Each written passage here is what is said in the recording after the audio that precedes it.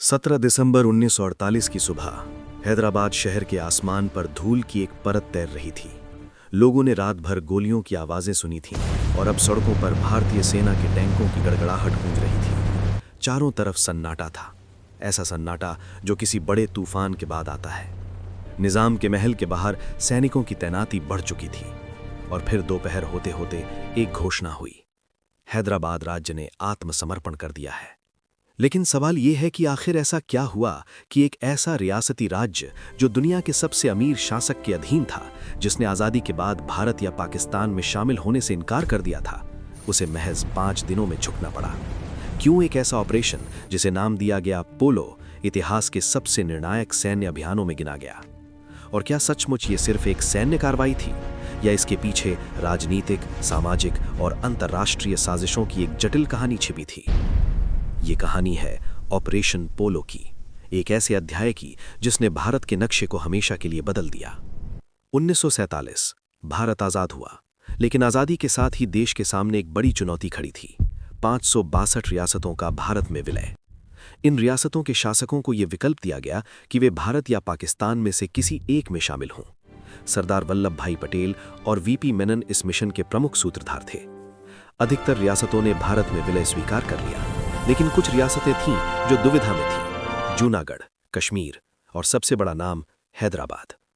हैदराबाद उस समय दक्षिण भारत के हृदय में बसा एक विशाल राज्य था, लगभग 82,000 वर्ग मील में फैला हुआ। उसकी आबादी करीब 1.5 करोड़ थी, जिनमें लगभग 85% हिंदू थे, लेकिन शासन मुस्लिम निज़ाम के हाथ में था।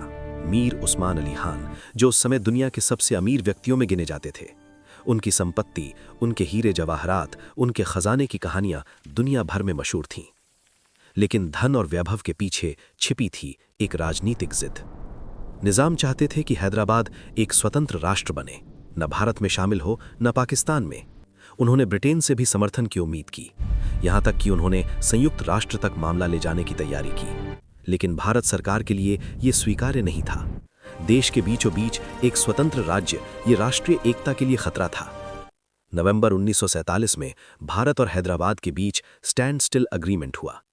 इसका मतलब था कि फिलहाल यथास्थिति बनी रहेगी, न कोई सैन्य कार्रवाई, न कोई जबरन विलय। लेकिन इस समझौते के पीछे एक खामोश तनाव पल रहा था। हैदराबाद में एक संगठन उभर रहा था, रजाकार। इसका नेतृत्व कर रहा था कासिम रिजवी। रजाकार खुद को निज़ाम का रक्षक बताते थे, लेकिन धीरे धीरे वो एक सशस्त्र मिलिशिया बन गए। उनकी संख्या हजारों में थी। वो खुलेआम हथियार लेकर घूमते, गांवों में धावा बोलते और भारत में विलय के समर्थकों को डराते धमकाते थे। रजाकारों की गतिविधियां बढ़ती गईं, सीमा पर झड़पें होने लगीं, पड़ोसी भारतीय इलाकों में हमले की खबरें आने लगीं। रिपोर्ट्स के अनुसार कई गांवों में हिंसा हुई, लोगों को प्रताड़ित किया गया। स्थिति नियंत्रण से बाहर होती जा रही थी। दिल्ली में सरदार पटेल स्थिति पर नजर रखे हुए थे। उनके लिए यह सिर्फ एक रियासत का मामला नहीं था, यह भारत की अखंडता का सवाल था। प्रधानमंत्री जवाहरलाल नेहरू शुरू में सैन्य कार्रवाई के पक्ष में नहीं थे। वे अंतर्राष्ट्रीय दबाव और संभावित सांप्रदायिक तनाव को लेकर चिंतित थे। लेकिन हालात दिन ब दिन बिगड़ते जा रहे थे। 1948 के मध्य तक स्पष्ट हो गया कि कूटनीति विफल हो रही है।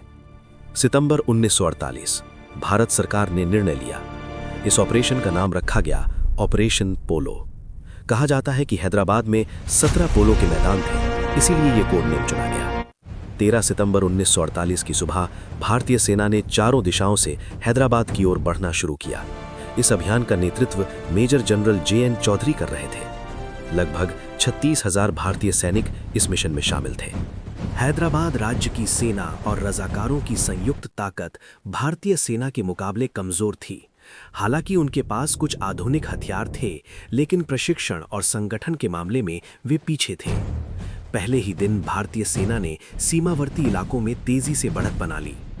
नलदुर्ग, उस्मानाबाद और शोलापुर की दिशा से सेना आगे बढ़ी। वायुसेना ने भी सीमित भूमिका निभाई। रणनीतिक बिंदुओं पर हवाई हमले किए गए। रजाकारों ने कुछ स्थानों पर कड़ा प्रतिरोध किया, लेकिन भारतीय सेना की योजना सुव्यवस्थित थी। 5 दिनों के भीतर ही हैदराबाद की रक्षा पंक्तियां टूटने लगीं। 16 सितंबर 1948 तक भारतीय सेना हैदराबाद शहर के करीब पहुंच चुकी थी। निजाम के दरबार में घबराहट फैल चुकी थी।